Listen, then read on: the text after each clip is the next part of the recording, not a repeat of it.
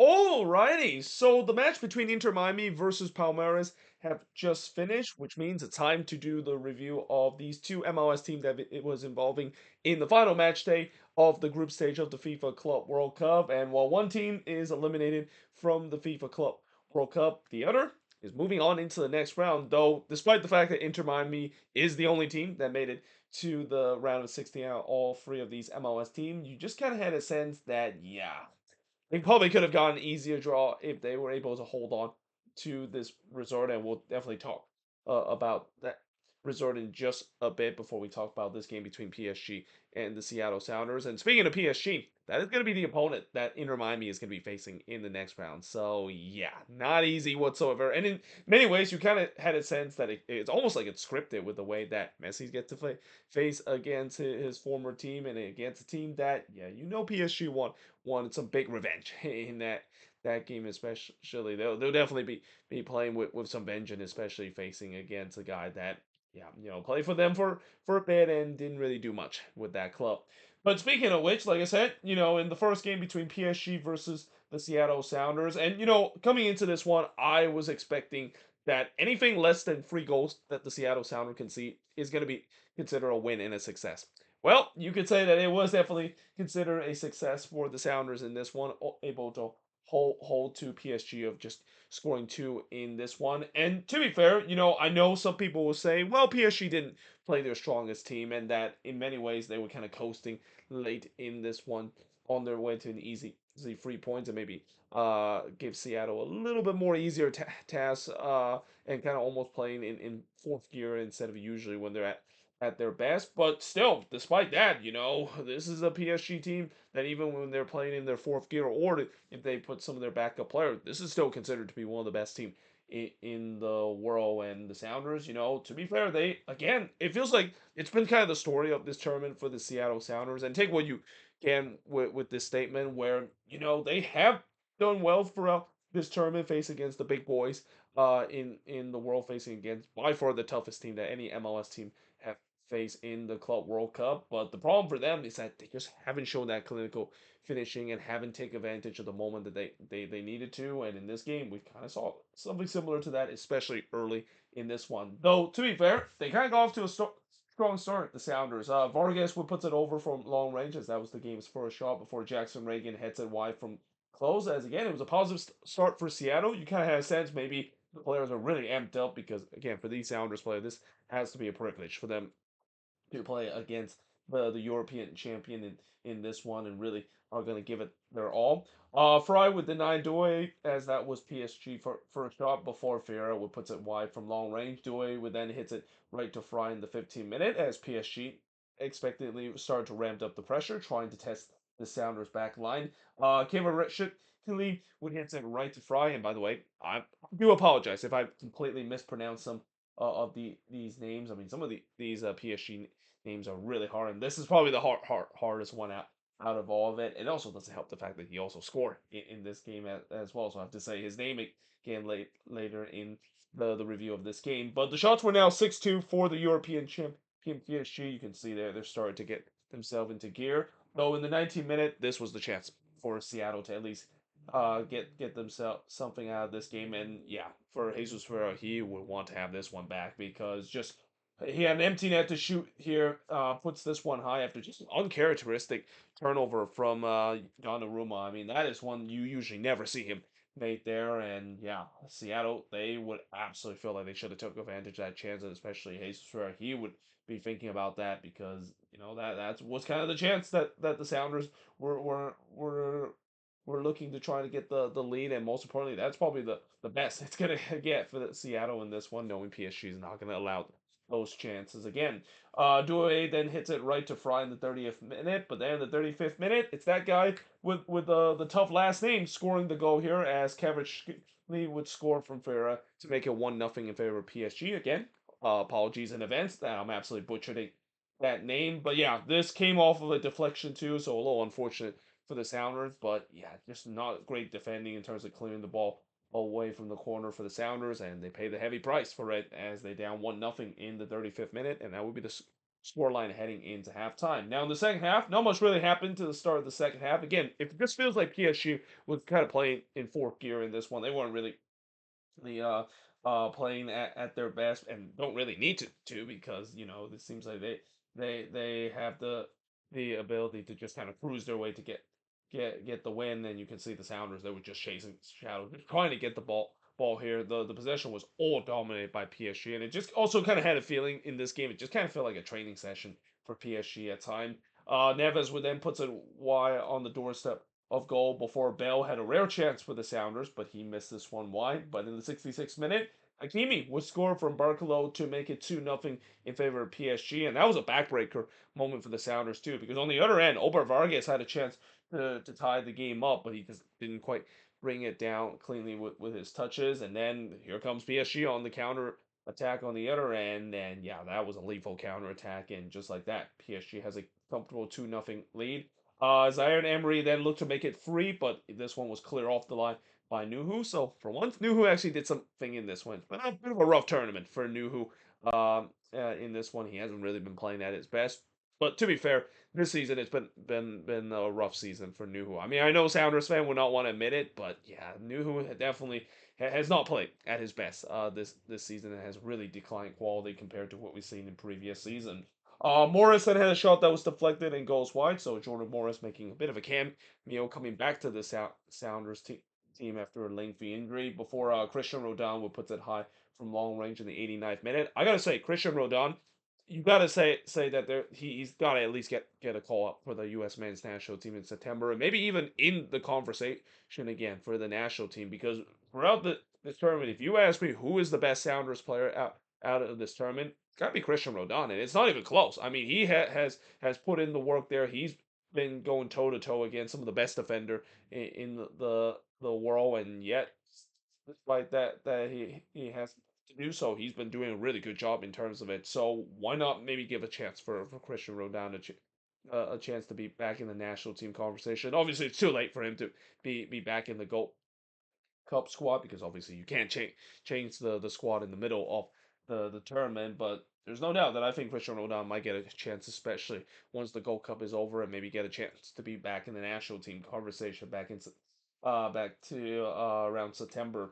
But the Sounders again, they were going not going down quietly, and they shouldn't be. I mean, this has been a relatively successful tournament, even if the Sounders didn't get anything this one. They were looking to try to get one back, and although they didn't do so in this one, like I said, if they can help PSG to just less than 3 goals, it's going to be a win in this one. As in the end, PSG gets the 2-0 win. The shots in this one, 15 shots for the 6 that the Sounders had, no shot on goal for the 7 that PSG has, 3 shots off target for the 5 that the Sounders had, 1 shot on the block for the 5 that PSG has, and possession-wise, 73% possession for the 27% possession that PSG, of course, got in this one. Of obviously PSG win the group, and they're now going to be facing against Inter Miami in the round of 16. But it didn't look like it was going to be the case because, yeah, this was a game where, Inter Miami, they had a 2-0 lead against Palmeiras. It looks like Miami was on their way to get all 3 points. And you usually do not see this Miami team just kind of blow leads late in the game, and especially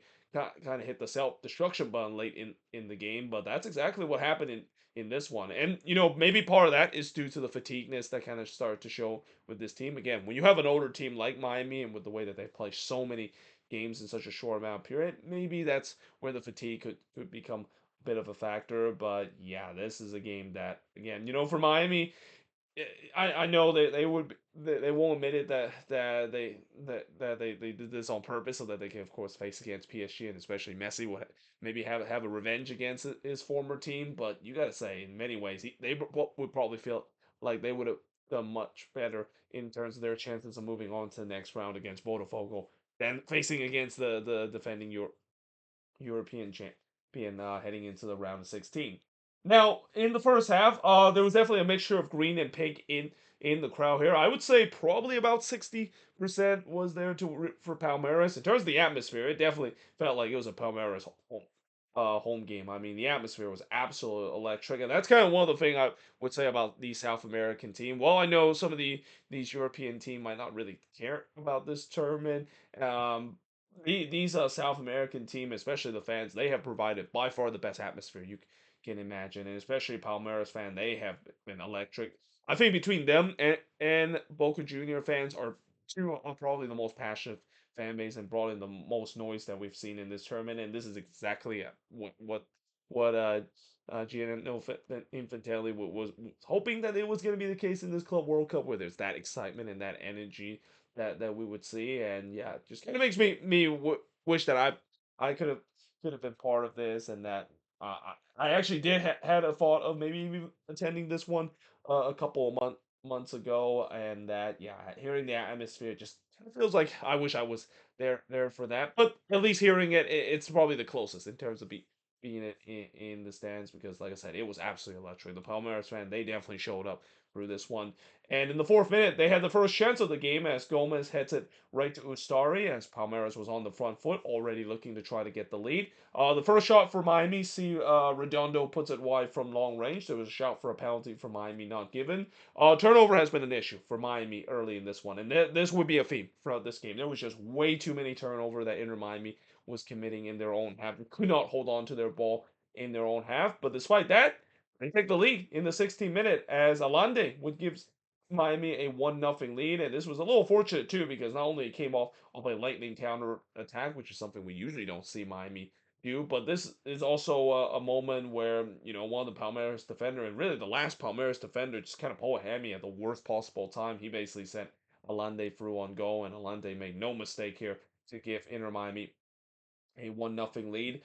Fuchs did look to respond, but he heads this one wide before Vega puts it wide as the flag went up in the 25th minute. The shots were four apiece for both of these team, and both of these team had one shot on target. Estevao would then puts it wide from long range, and then Facu Torres would puts it wide from close range. So a little familiar face in terms of an MLS player. It's great to see that Facu Torres is doing well right now for Palmeiras, and I'm pretty sure Orlando City fans watching this game will be happy seeing his face in this one. But yeah, that also came off another bad giveaway from Miami, and you just kind of had a feeling they were just playing with a lot of fire with these turnover that was happening left, right, and center throughout this game. But I also thought that Miami did start to dictate the plays a little bit, started to kind of dictate the plays and play their kind of game of just holding on to the ball and making Palmeiras chase. But in the 40th minute, Picaris would puts it wide off of a deflection after, guess what? Another bad turnover from Inter Miami. It was quite crazy to see how many times Miami turned the ball over in this one, and how crazy the fact that Palmeiras just couldn't able to capitalize on it. Lopez would then heads it wide from the corner. Palmeiras was definitely pressing late for the equalizer. There was a shout for a penalty for Palmeiras not given. I thought they were going to go to VAR for this, but apparently they didn't, so we do head to halftime with Inter Miami leading 1-0. In the second half, Messi would hit it right to Verton, and it was a relatively quiet game for Messi in this one. He didn't really have too much of a big impact. So in the 52nd minute, Alande was in on goal again, and this was very similar to how he scored the first goal, but this time he couldn't show his clinical finishing, and he puts this one wide. And I mean, will that chance come back to haunt Miami? Because Palmeiras is going to get chances because of the way that Miami was turning the ball over so much in this one. Messi would then puts it high from long range, but then the 65th minute, Miami get that crucial second goal as Luis Suarez would score from Allen to make it 2-0 in favor of Inter Miami. That feels like a very vintage Luis Suarez goal. We have seen it so many times throughout his career. And just like that, Miami was in the prime position of not only winning this game but topping out the group as well, and continue to wave the MLS flag as a result.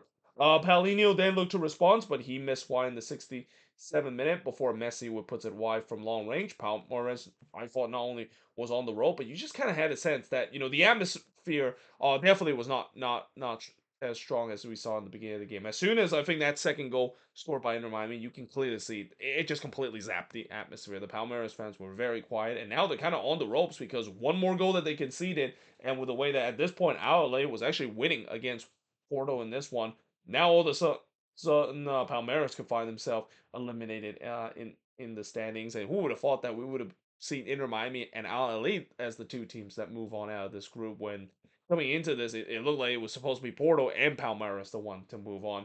But like I said, you just kind of had a sense that the Palmeiras fans, again, they feel like it, they feel very uneasy right now and have really quieted down. But in the 80th minute, they erupted again because Paulinho would score from Allen to make it 2-1 in favor of Inter Miami. And just like that, the momentum was all with Palmeiras. The fans were back into this game trying to push their team to get the equalizer.